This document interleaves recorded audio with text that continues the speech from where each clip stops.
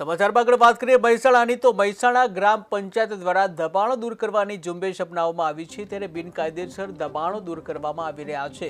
ચુસ્ત પોલીસ બંદોબસ્ત વચ્ચે દબાણો દૂર કરવામાં આવી રહ્યા છે ત્યારે તલાટી કમ મંત્રી પૂનમ પટેલનું નિવેદન સામે આવ્યું છે જે લારીઓ તેમજ પાથરણાવાળા દબાણો દૂર કરવામાં આવ્યા છે।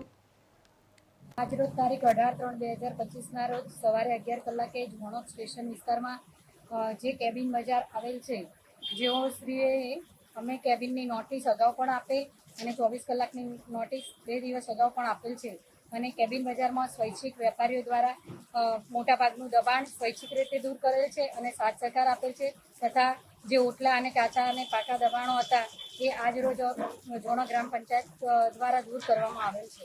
જે બેન આજે પાણીપુરીની પકોડીઓની જે ગાડીઓ છે રિક્ષાઓની જે દબાણની પ્રશ્ન છે એનું શું કરવામાં આવશે?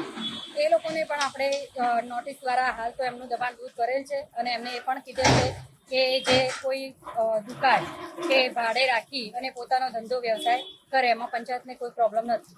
જે લોકોના વધારે ઓટલા હતા સરસ કામ કરવામાં આવ્યું પંચાયત દ્વારા અને સરાહનીય કામ છે। આની જરૂર હતી, દબાણ વધી ગયું હતું અને આની સાથે સાથે રિક્ષાવાળા પણ દબાણ કરે છે એને પણ લેવાની જરૂર છે। આ દબાણ હટવાથી ટ્રાફિક સમસ્યામાં કેવું રહે? હા, આ દબાણ હટવાથી ટ્રાફિક સમસ્યાનો હલ થશે અને થોડો જગ્યા પડી બી જશે।